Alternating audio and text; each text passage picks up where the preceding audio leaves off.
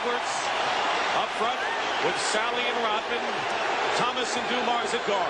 See, you're only down 8 here, and you have 3 minutes to go. Plenty of time. You've got to go to your strength. Thomas. Isiah Thomas gets 2 back. He's got 31 today. Two-time NBA champion, NBA Finals MVP, 12-time NBA All-Star, 2-time NBA All-Star Game MVP, and he was named one of the 50 greatest players in NBA history, inducted into the Basketball Hall of Fame, and he has joined forces with Mayor Emanuel to form an inner-city basketball league. We'd like to welcome to the show St. Joseph High School graduate Isiah Thomas. How are you, Isiah? I am great. How you doing?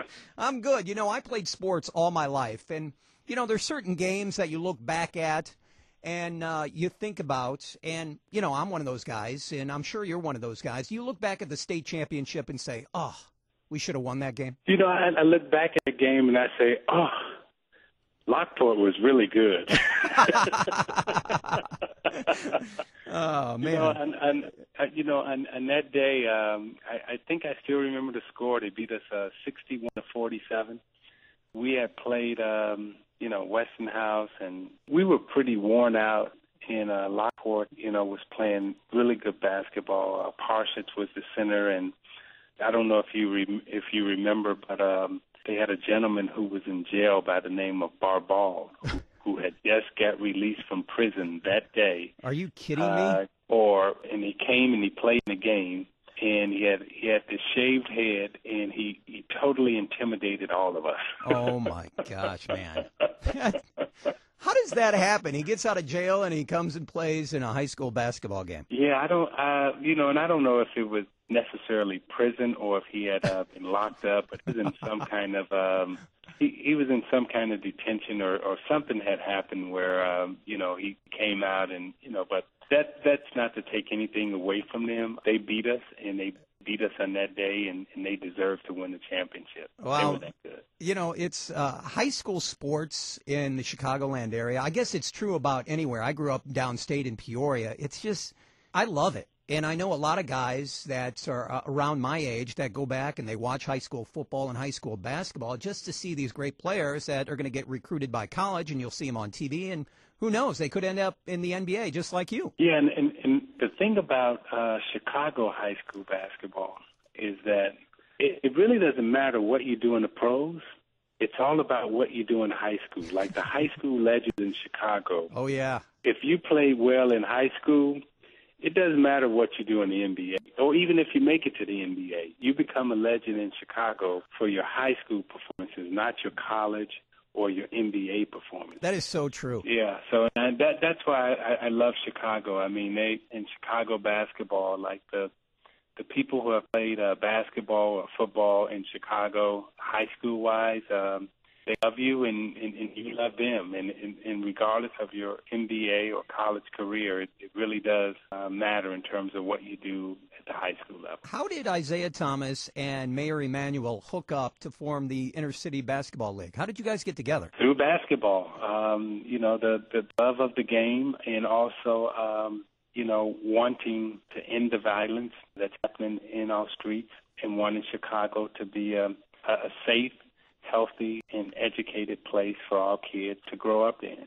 And we have a mayor that's really committed to solving and ending, the murders that are happening in the streets of Chicago, and he's committing resources. And he and I met at a peace game. We were doing a peace game. We had done one with Father Flager on the south side, and we were doing one with Father Chris on the west side, at Christ the King school. And we met and we talked, and he saw how the community came together around sports, how the community comes together around basketball, and it gave him a way and us a way, a vehicle to more or less get into the gangs and get into the streets and start talking about, the good things that occur if we stop killing each other and we start loving each other. And the message is really kind of that simple. If people want more information about where they can go for the Inter-City Basketball League, do you have a website that they can check out? WindyCityHoops.org. WindyCityHoops.org. Okay. Can we talk a little NBA right now? Yes. What do you think about Dwight Howard? If you were Dwight Howard's teammate this year, how would you have handled him during the year? Well, if I was his teammate this year, I would have probably brought him breakfast every morning. Made sure that I got him the ball, wherever he wanted it, and I totally would have, took care of him because he's a guy that you're not going to win very many games or championships without him right now, unless you bring in somebody in to replace him. So I would have done everything in my power to make sure that the big fella was happy, and that I would have tried to make it so good that he wouldn't want to look anyplace else. Who is the best player in the NBA today, in your opinion, Isiah? Well, without a doubt, LeBron James is.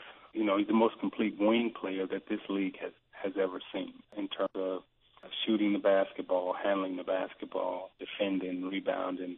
There are very few weaknesses that he has at this point in time in his game. Well, physically, he's a freak. He's 6'8", 280? And the way that he can move, I mean, you played against Magic, you played against Bird, Jordan, Barkley.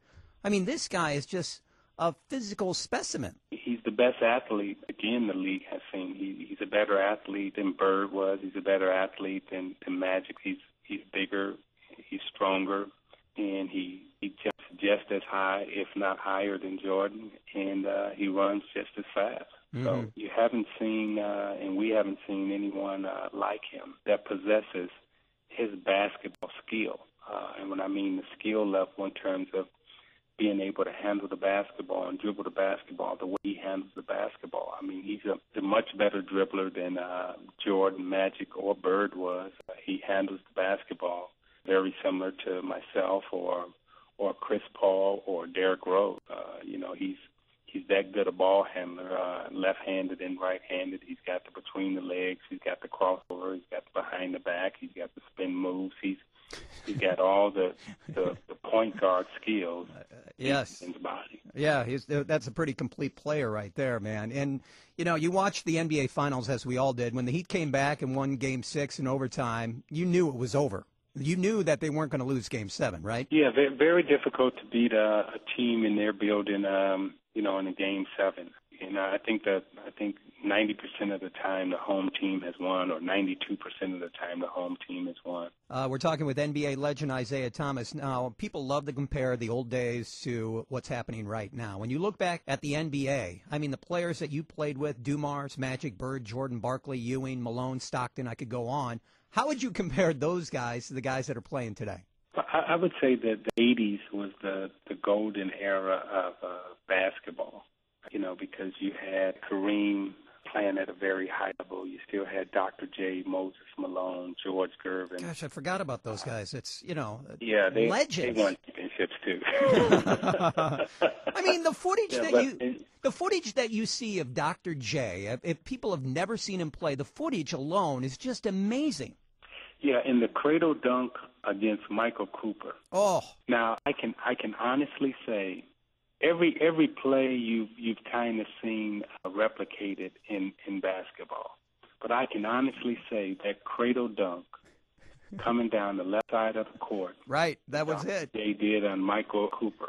I have never, ever seen that play replicated or done again. It's unbelievable. That's unbelievable. And I can say I've never seen that play replicated or done in a game. That's the only time that I've ever seen that happen. Isiah, back in the day, who had a better afro, Artis Gilmore or Dr. J? I'm going to go with Darnell Hillman.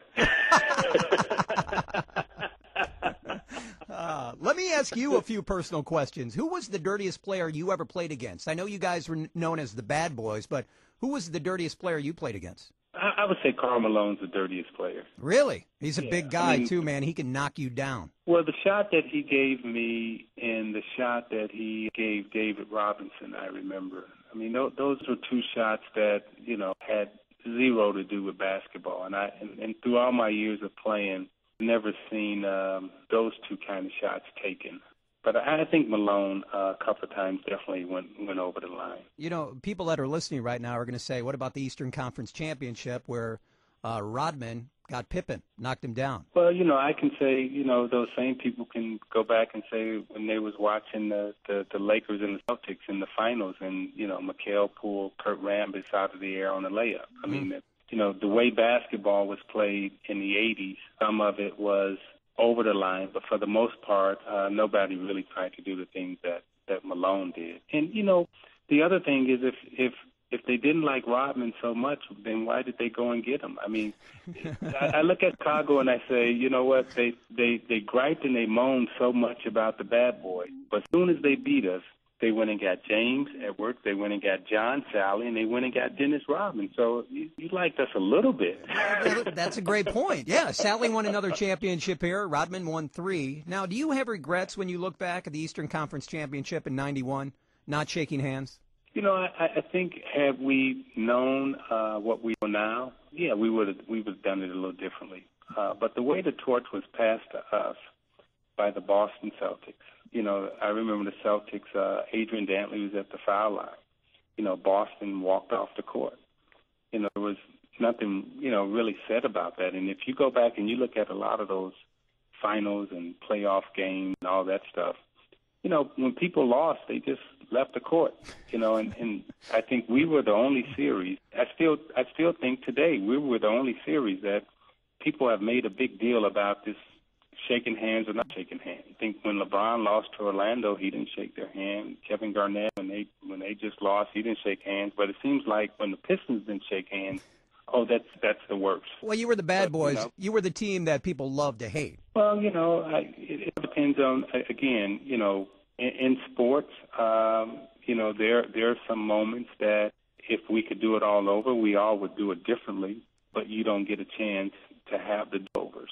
Right. But at the same time, I would do it differently, but, that's what I did and that's what we did, and you have to live with the mistakes you made, and I do admit that was a mistake. Well, let me ask you about Derrick Rose. If you were his coach or GM this year with the Bulls, how would you have handled that? I think they handled it as well as they could. You got to remember that Derrick Rose is a former MVP of our league, and I thought Thibodeau and I thought the Bulls management, they gave him all the space and time that he needed. I think it was a difficult situation for everyone. I thought everyone did as well a job as they possibly could do in that situation. You still talk to the general, Coach Knight? Yeah, I spoke to him a couple of weeks ago. He's doing great. He's enjoying his time, with ESPN, calling the games, and he's still coaching us, after basketball, making sure that we're doing the right things and saying the right things, and he's always trying to help us. How about Coach Daly? What was so special about playing for Coach Daly? The thing that was really special that you look back on with Coach Daly was that he came into our lives when we were all, 23, 24 years old. Some of us, were just getting engaged, hadn't gotten married yet, didn't have kids. And, we all stayed together, for about, 8, 9, 10 years, where everybody grew, everybody got a little older. People started having families, and, the way he nurtured us and coached us from 22 to 30, as we grew as men, he let the reins go a little bit more, or he would tighten up. So the different personalities that we had on the team, he allowed those personalities to grow and to flourish. He was the perfect coach for us. He didn't have a lot of success at Cleveland. I think he had only one. I think his record coming from Cleveland, he's like 9-32 or something before he got fired at Cleveland. And he came to us, and, we found success. Dennis Rodman, who's been on this show many times, he says Chuck Daly is the father figure, and that explains it right there. Yeah, we were, like I said, we were all young, and he was in our lives. He knew your girlfriends, he knew your fiancés, he knew your wife, he knew your kids. He was an old school coach. He wasn't one of these coaches that said, I only coach the game, come to the arena and coach the game and then go home. He was a coach that, he was in your life. And not only was he in your life, he was in all of the players' lives. Right. Everybody has an old school coach that they love. And before you go, let me ask you, as a Chicago high school area recruit, how can DePaul recruit inner city kids and build that program up again? I think that's the biggest mystery to all of us who are from Chicago. Man. With all the talent that's coming out of Chicago and DePaul being one of the storied NC2A institutions, you have to credit Ray Meyer and Mark Aguirre for putting them on the map. And when Mark, Teddy Grubbs, and Terry Cummings, when they all decided to stay home and go to DePaul, that's what did it. That's what put them on the map. Right.